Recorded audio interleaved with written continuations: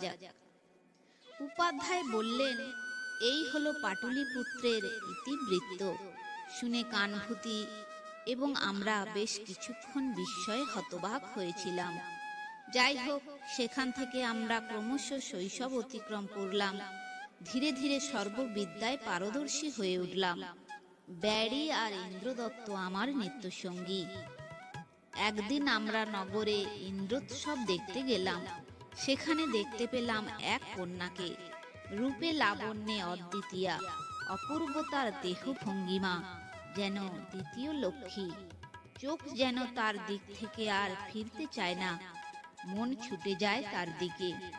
চঞ্চল হয়ে ওঠে আমার সারা দেহ। দেখি সেও অপাঙ্গে তাকাচ্ছে আমার দিকে। মাঝে মাঝে সঙ্গীদের সঙ্গে কি যেন কথা বলছে। সে চাহনি চকিতা হরিণীর মতো। আমাকে